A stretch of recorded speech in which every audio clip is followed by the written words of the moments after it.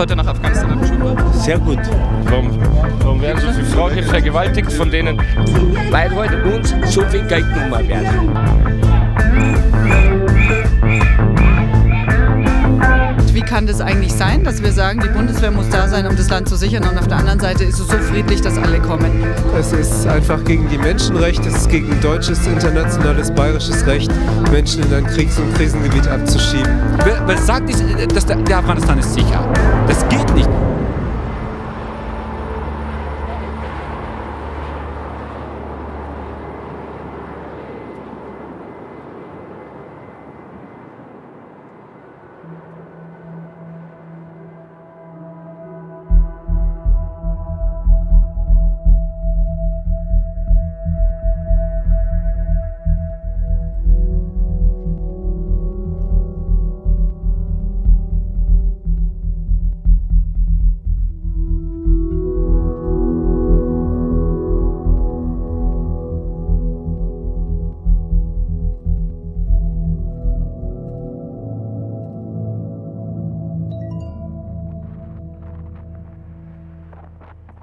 Ein Flugzeug der Linie Meridiana startet um 9:15 mit 15 afghanischen Geflohenen nach Kabul, der Hauptstadt Afghanistans. Es ist die 4. Sammelabschiebung, die vom Münchner Flughafen aus stattfindet. Die Asylanträge der Abgeschobenen wurden mit der Begründung abgelehnt, die Islamische Republik sei in manchen Regionen sicher. Während die Geflüchteten zum Flieger gebracht werden, demonstrieren zahlreiche Menschen im Flughafengelände gegen die Abschiebungen. Die Grundforderung des Protestes ist ein sofortiger Abschiebestopp und eine Änderung der Asylpolitik. Die Abschiebepraxis, der die Geflüchteten aus Afghanistan momentan ausgesetzt sind, ist umstritten. Obwohl Afghanistan einem kriegerischen Klima und regelmäßigen Bombenanschlägen unterliegt, stuft die bayerische Regierung den Staat als sicher genug für eine Deportation ein. Der Bayerische Flüchtlingsrat kommt dagegen zu einem ganz anderen Ergebnis. Afghanistan ist auch und vor allem für abgeschobene Geflüchtete nirgendwo sicher. Passantinnen und Passanten bleiben stehen, machen Fotos oder begutachten nur die Situation. Did you know that there was a deportation going on from Munich airport tonight? No, How do you think about deporting people to Afghanistan? I don't like it. I was curious about the demonstration and tried to understand what they are demonstrating against. Ja, das ist gut. Sehr gut. Weil irgendwann die Menschen in Deutschland aufwachen müssen, weil sie missbraucht werden von internationalen Banden und Regierungen. Ich finde es schlecht, das zu generalisieren, also einfach alle abzuschieben, die aus Afghanistan kommen. Ich finde, man sollte immer noch Einzelfälle prüfen. Weil das auch, ich weiß auch nicht, damit, dass man das so generell macht, damit verstärkt man auch die ganzen Vorteile in der Bevölkerung, dass alle Leute aus Afghanistan negativ gesehen werden. Die Meinungen der Fluggäste gehen auseinander. Ein Geflüchteter beschreibt seine Eindrücke aus Afghanistan. Ich bin Sadat aus Afghanistan. Seit September 2014 bin ich in Deutschland. In Afghanistan habe ich für die deutsche Regierung gearbeitet, für ISAF oder NATO im Norden Afghanistan, in Kunduz. Meine Aufgabe war, ich musste für eine Pressekonferenz organisieren und für die wichtige Person aus Deutschland übersetzen. Ich habe mal 2010 vor Thomas de Maizière, der Minister, habe ich auch übersetzt in Afghanistan. Das war ein Police Training Center Eröffnung und dort habe ich ihn auch übersetzt. Dann im 2014 habe ich deutsche Visum in Afghanistan bekommen, dann bin ich nach Deutschland geflogen und jetzt bin ich in Deutschland. Wer sagt, Afghanistan ist sicher? Sie müssen mal Augen aufmachen und mal denken, wie die Lage dort ist. Die Situation in Afghanistan ist wirklich schlechter geworden. Bis 2014 internationale Soldaten waren in Afghanistan, im Norden Afghanistan. Aber danach sie sind weggelaufen. Wie die afghanische Regierung das machen kann, das ist unmöglich. Sie haben keine richtige Training bekommen, vor einer Woche oder 2 oder 6 Monaten Training, denn sie mussten einfach gegen Taliban kämpfen. Wieso? Wer sagt, dass der Afghanistan ist sicher? Was passiert im Krankenhaus in Kabul? Was passiert im Mazar-e-Sharif, wo der Minister sagt, Mazar-e-Sharif ist sicher? Das ist das Konsulat von der deutschen Regierung. Ja? Was passiert dort? Bitte, gibt es keine Sicherheitslage in Afghanistan? Die Demonstration im Flughafen ist nicht der erste Protest gegen Abschiebungen nach Afghanistan. Bereits am Vortag versammelten sich Menschen vor der Justizvollzugsanstalt in Mühldorf gegen die bayerische Abschiebepolitik. Auch der Initiator der Proteste in Mühldorf, Thomas Nowotny, beteiligte sich an der Aktion am Münchner Flughafen und stand den Geflüchteten solidarisch zur Seite. Herkunftsland abschieben will, werden wir uns solchen Unrechtsmaßnahmen widersetzen. Wir stehen an ihrer Seite und werden alles in unserer Macht Stehende tun, um sie zu schützen.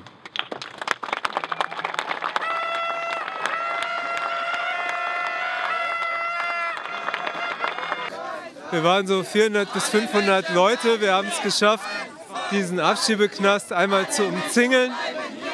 Und wir werden hier bleiben und versuchen, den Häftlingen, die zum Flughafen gebracht werden, beizustehen. Oder anderen Straf- oder sicherheitsrechtlichen.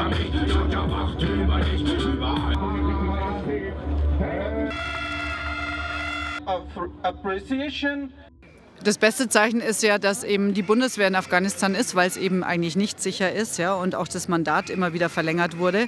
Und man sich da irgendwie dann fragt, wie kann das eigentlich sein, dass wir sagen, die Bundeswehr muss da sein, um das Land zu sichern, und auf der anderen Seite ist es so friedlich, dass alle kommen. Und dieses Argument, dass manche Teile sicher sind, ist völlig absurd.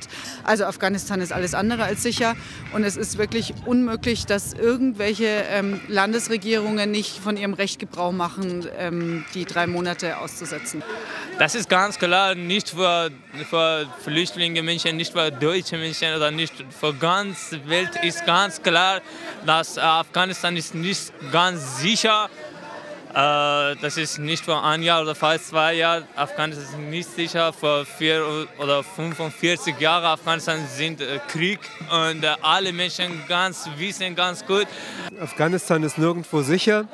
Das hat das UNHCR eindeutig festgestellt, in einer sehr unmissverständlichen Art und Weise.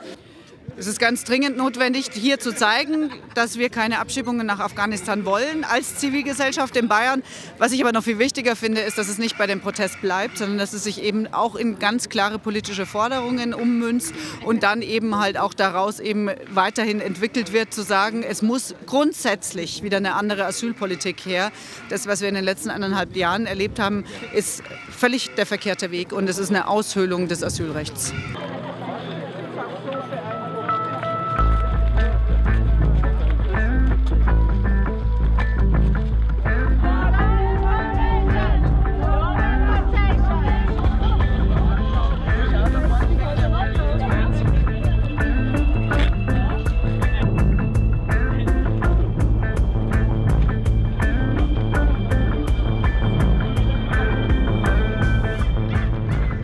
Unabhängig jetzt nochmal davon, dass man die Leute natürlich auch in ein Land zurückschickt, das von Krieg überzogen ist. Und das lehne ich einfach rundweg ab. Und ich lehne auch die Politik der bayerischen Staatsregierung ab. Die zeigt sich wieder mal ganz menschenunwürdig und hoffnungszerstörend. Und deshalb stehe ich hier. Da ich mich für das Thema einsetzen will und es scheiße finde, dass sie nach Afghanistan abgeschoben werden, bin ich hier.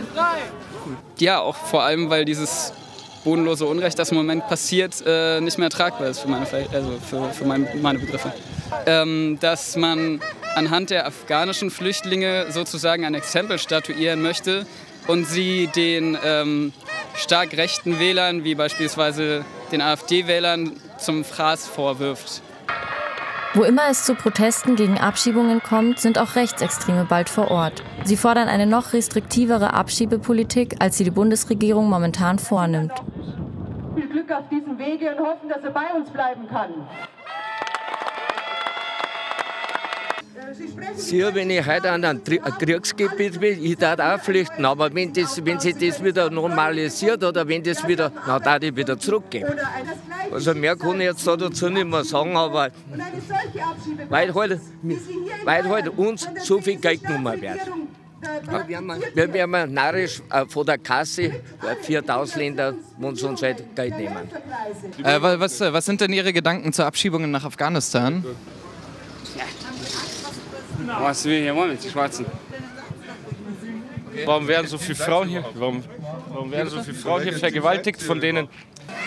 Es ist einfach gegen die Menschenrechte, es ist gegen deutsches, internationales, bayerisches Recht, Menschen in ein Kriegs- und Krisengebiet abzuschieben. Das lassen wir nicht zu, wir stellen uns vor die Schutzsuchenden. Nachdem sich 2 Abschiebehäftlinge in der Nacht auf Montag selbst verletzten, mussten Rettungskräfte diese behandeln. Laut Quellen vor Ort wurden die Geflüchteten am Montagmorgen vom Krankenhaus in eine Psychiatrie eingewiesen. In der Zwischenzeit werden 15 Geflohene an den Münchner Flughafen gebracht, von denen 2 zuvor im Strafvollzug waren.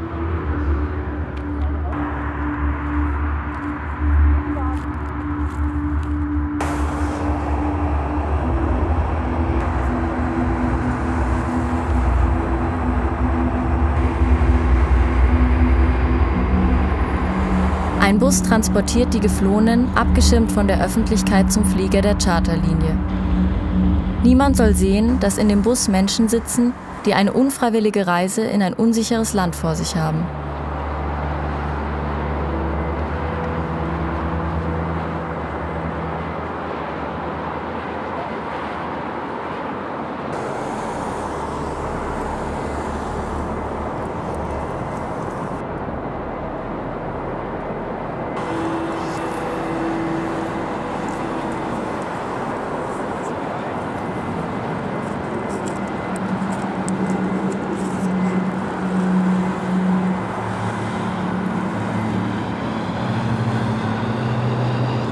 Nachdem Geflüchtete, Bundespolizei und Frontex-Beamte in den Flieger eingestiegen sind, hebt die Maschine Richtung Kabul ab. Dort haben die Abgeschobenen meist keine Möglichkeit, Geld zu verdienen, keinen Platz zum Leben und sind noch dazu großer Gefahr durch Terroranschläge ausgesetzt.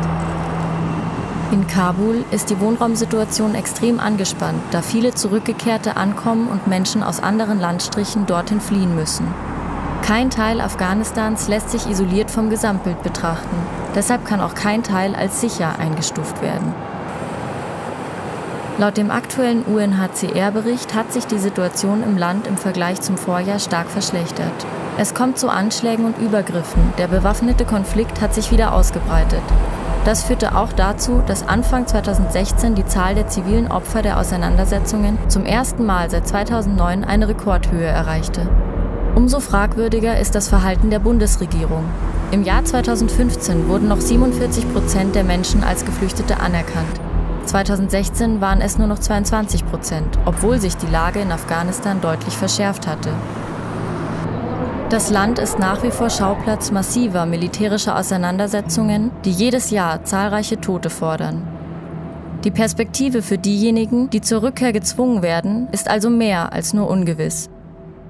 Ihr Ankommen kann für sie Obdachlosigkeit, Hunger, vielleicht sogar den Tod bedeuten.